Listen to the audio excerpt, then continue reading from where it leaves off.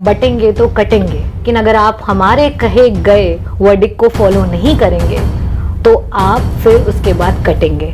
और similar thing has happened. जो उन्होंने चुनाव से पहले नारा दिया, उसके जस्ट बाद आप उसको ग्राउंड पे देखते हैं कि उन्होंने लोगों को काट करके दिखाया। आप ये बोलें कि जबरदस्ती कि आप इस चीज को माने, इस रिलीजन को माने और इस देश में आपको रहना है तो इन्हीं रूल्स और रेगुलेशंस के साथ रहना है, तो ये बात जनता नहीं मानेगी। जनता सिर्फ एक बात को मानती है, वो है संविधान। समाजवादी पार्टी की एक युवा विधायक और काफी ज्यादा लोकप्रिय विधायक रागिनी सोनकर जी हैं, जो जौनपुर से आती हैं। बहुत बहुत स्वागत है मैम आपका। Thank you. अच्छा, ये बताइए, जिस तरीके से आप लोग लगातार तमाम मुद्दे विधानसभा में उठा रहे हैं और आपका जो क्षेत्र है एक तरीके से बैकवर्ड क्षेत्र माना जाता है, मगर उसके बगल में जिसका क्षेत्र है वो प्रधानमंत्री जी का क्षेत्र है। तो प्रधानमंत्री जी के क्षेत्र में एक बैकवर्ड क्षेत्र होना अपने आप में बहुत बड़ी बात है कि जहां प्रधानमंत्री खुद चुनाव लड़के आते हैं, जहां से जीत कर आते हैं, और उसके अगल बगल का क्षेत्र अगर बैकवर्ड रह जाता है, पिछड़ा रह जाता है, तो आप इसको कैसे देख रही हैं? देखिए, अगल बगल के क्षेत्रों की बात तो हम बाद में करेंगे। जो प्रधानमंत्री जी का स्वयं का क्षेत्र है, क्योंकि वो मेरी जन्मभूमि है बनारस, और बनारस में आज जिस तरीके की स्थितियां हैं, हम अगर बात करें रोडों की, तो आए दिन आपको सोशल मीडिया पे फोटो मिल जाती होंगी कि कहाँ ज़मीन धंस गई, कहाँ रोड ख़त्म हो गई। और इस तरीके के, इसके अलावा भी बहुत सारे ऐसी चीज़ें हैं जो बनारस में अभी तक लोगों ने उम्मीद लगाई थी और आज हमें वो चीज़ मिल नहीं पाई है। और उसी से सटा हुआ मेरा जनपद है, और जब बनारस नहीं डेवलप कर पाए तो जनपद जौनपुर के तो सपने बहुत दूर की बात है। एंड स्टिल ये एनडीए की सरकार के लिए मैं तो कहूँगी कि एक बहुत ही नेगेटिव है कि उन्होंने आसपास इर्द गिर्द के जनपदों के बारे में कभी नहीं सोचा। आज वहाँ पे अगर बाय द वे कोई इमरजेंसी हो जाए, किसी पेशेंट को हायर सेंटर्स पे रेफ़र किया जाए, तो 10-10 मिनट 20-20 मिनट की जो हैं वो ट्रेन की लाइंस होती हैं, जो फाटक होते हैं वो बंद होते हैं, जबकि उस ज़िले से उन्होंने मंत्री भी दे रखा है और ये दूसरा टेन्योर है उस मिनिस्टर का, और उसके बावजूद भी आज भी आपको कोई कंस्ट्रक्शन उन फाटकों पर दिखाई नहीं देगा, कोई भी फ्लाईओवर नहीं दिखाई देगा।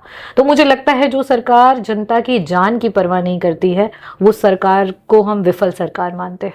बिल्कुल। अच्छा, एक चीज मुझको बताइए, जैसे कि अभी आप लोग सदन में हैं, सदन शीतकालीन सत्र चल रहा है, आप लोगों का जो अब मुद्दा आज रहा कि हम संभल पे और बहराइच पे चर्चा चाहते हैं, लेकिन सरकार अभी फिलहाल मना कर दी, इसको आप कैसे देख रही हैं? यहाँ की मुख्यमंत्री जी कह रहे हैं रामराज चल रहा है, कोई दिक्कत नहीं है, दंगे वगैरह कहीं नहीं हो रहे।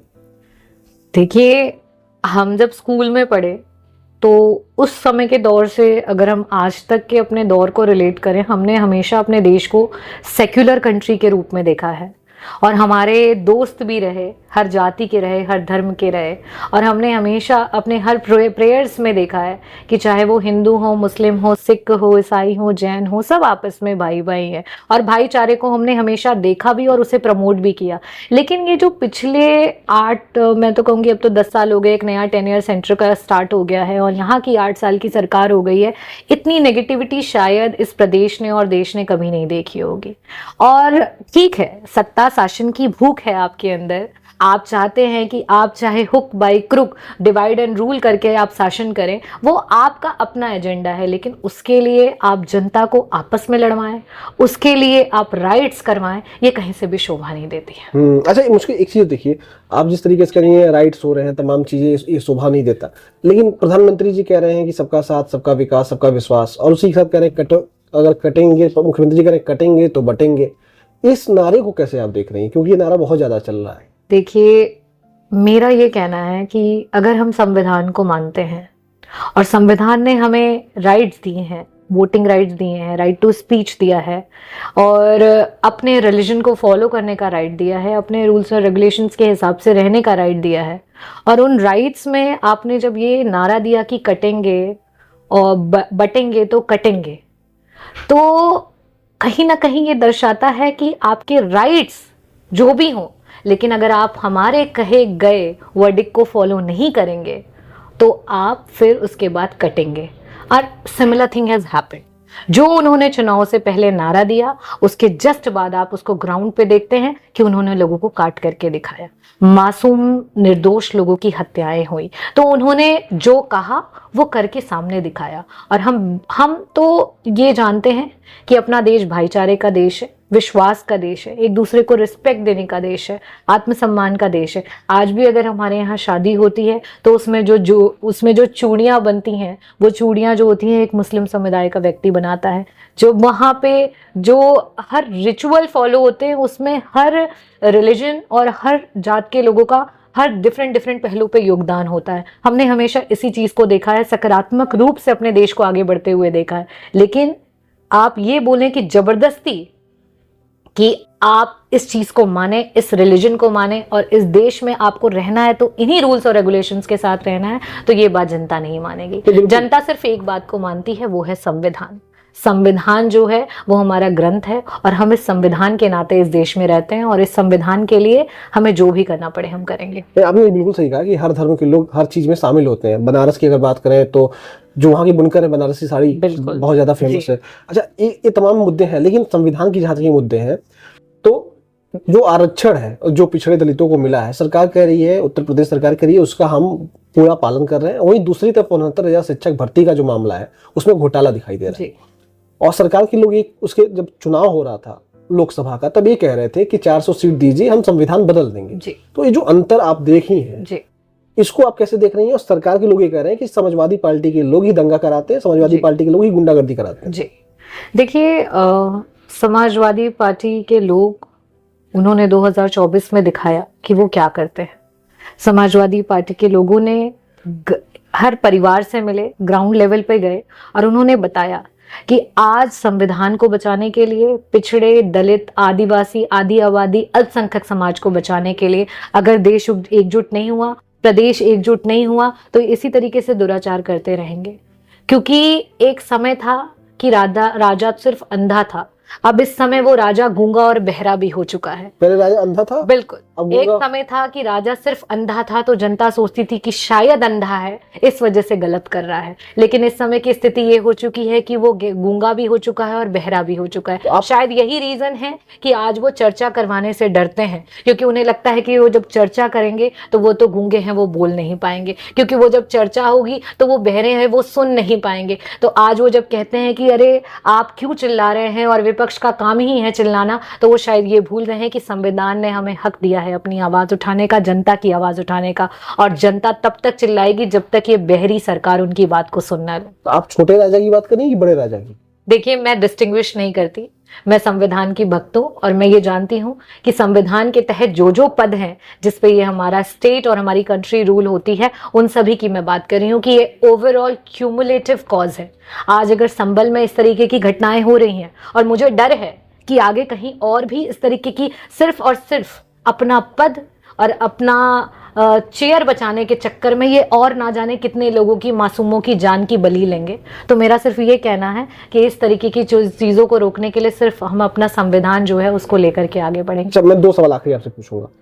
पहला ये कि आप जिस फील्ड से आती हैं वो मेडिकल फील्ड है, और उत्तर प्रदेश में इसके पहले सरकारें थी, मायावती जी की, अखिलेश जी की और अब योगी जी की, तीनों पूर्ण बहुमत की सरकार।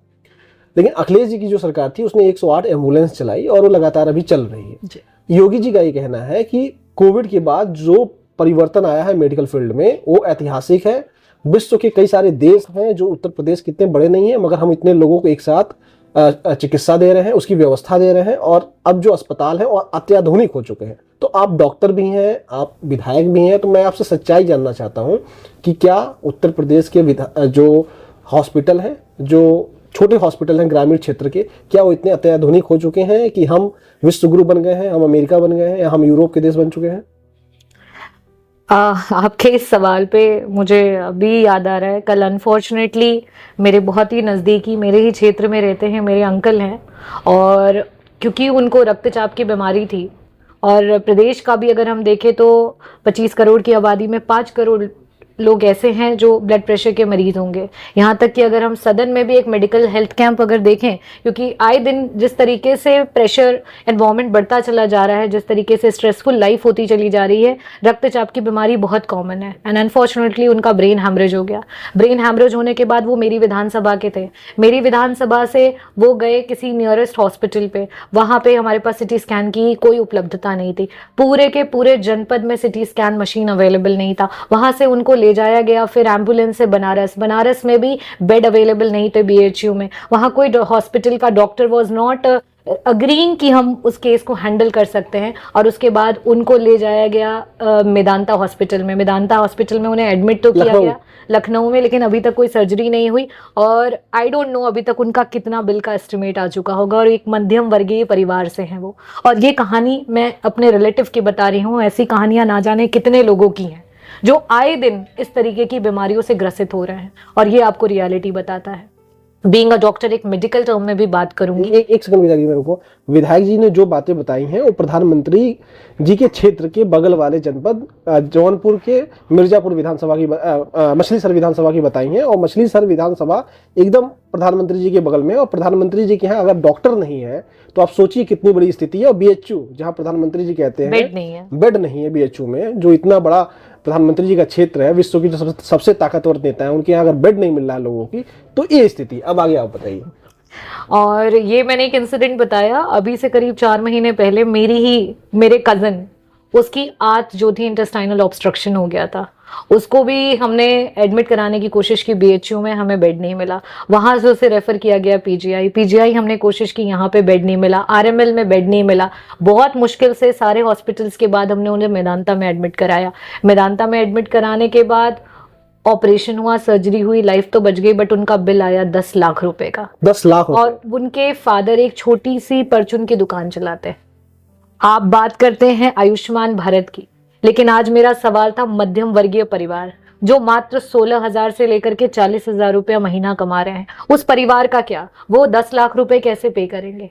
आज आप इतने सालों की सरकार में हेल्थ सिस्टम में कोई बदलाव लेकर के नहीं आ पा रहे हैं। हम नहीं कहते आप रेवड़ियां बांटो, वी आर नॉट आस्किंग कि आप फ्री बीज दो, वो तो सुप्रीम कोर्ट ने भी कहा है कि आप रेवड़ियां बांट करके जनता का हित नहीं कर सकते हैं, लेकिन आपको कुछ इस तरीके के अमेंडमेंट्स लाने पड़ेंगे। आपको न्यूनतम शुल्क के बीमा लाने पड़ेंगे कि जिसमें मध्यम वर्गीय परिवार एक न्यूनतम शुल्क सरकार को पे करता रहा है, लेकिन जिस समय उसके परिवार को जरूरत पड़े उसके पास 10 लाख, 15 लाख, 20 लाख, 25 लाख का बीमा रहे कि वो अपने लोगों को अपने बीच से खोए ना।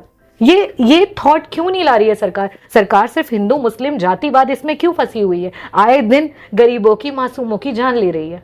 अच्छा, अभी देखिए, पिछले साल की बात करें तो मुख्यमंत्री जी और उनके कैबिनेट के लोग विदेश गए थे, अलग अलग देशों में गए थे वहां का मॉडल समझने के लिए और वहां से इन्वेस्टर लाने के लिए। यूरोप भी गए थे, अमेरिका भी गए थे। अगर यूरोप की बात करें तो यूरोप की जो देश है वहां पे हेल्थ फ्री है। अमेरिका में भी प्राइवेट हॉस्पिटल है लेकिन कम है, गवर्नमेंट जाते हैं वहां भी फ्री है लगभग। तो वहां से वो इस तरह की योजनाएं क्यों नहीं लाते हैं? और जो इन्वेस्टर लाते हैं वो इन्वेस्टर्स कहाँ हैं? आपके यहाँ कुछ इन्वेस्टर्स आए कि नहीं आए? कुछ देखिए, कुछ चंद पूंजीपतियों के हाथ में पूरा देश दिया गया है इस समय वर्तमान में। आज जो छोटे बिजनेसमैन हैं वो बेचारे परेशान हैं, जीएसटी की मार से परेशान हैं, टेंडर्स उन्हें मिलते नहीं हैं। आज भ्रष्टाचार में इतने लिप्त हैं हर विभाग की टेंडर्स के लिए इतनी बड़ी बड़ी रकम, और टेंडर मिलने के बाद जब काम भी प्रोग्रेस में रहते हैं तो हर समय उस काम के इंस्पेक्शन के बहाने बड़े बड़े रकम जो हैं वो उनसे लिए जा रहे हैं। तो मुझे लग रहा है विकास के नाम पर ये सरकार काम नहीं कर रही है। ये सरकार सिर्फ एक चीज जानती है कि जैसे जैसे चुनाव पास आएगा आपको हिंदू मुस्लिम की लड़ाई को आगे बढ़ाना है, हिंदू मुस्लिम का एजेंडा बढ़ाना है, और उसमें जनता गुमराह हो जाएगी और जनता हिंदू मुस्लिम के नाम पर वोट करेगी। उनको ये लगता है। लेकिन मेरा पूरा भरोसा है कि जनता सर्वप्रथम संविधान को मानती है। हम जन्म से किस हिंदू हैं, मुस्लिम हैं, सिख हैं, ईसाई हैं, जैन हैं, वो तो बात की बात है। सबसे पहले हमने इस धरती पे अपने हिंदुस्तान में, इंडिया में जन्म लिया। इस वजह से हमें आज़ादी मिली कि हम किस रिलीजन को फॉलो कर सकते हैं। यही अगर हम कोरिया में हुए होते, यही हम अगर चाइना में पैदा हुए होते तो ये आज़ादी हमारे साथ नहीं रहती। तो ये रिलीजन फॉलो करने की आज़ादी भी हमें संविधान से मिलती है। बिल्कुल, ये आज़ादी हमें संविधान से मिलती है, और संविधान का जो मुद्दा है और संविधान ने जो अधिकार दिया उसको लेकर समाजवादी पार्टी लड़ रही है। जिस तरीके से अभी रागिनी सोनकर जी ने तमाम स्थितियों के बारे में बताया, इस पर आपका क्या विचार है? जो भी आपकी राय होगी कमेंट बॉक्स में जरूर रखिएगा। नमस्कार।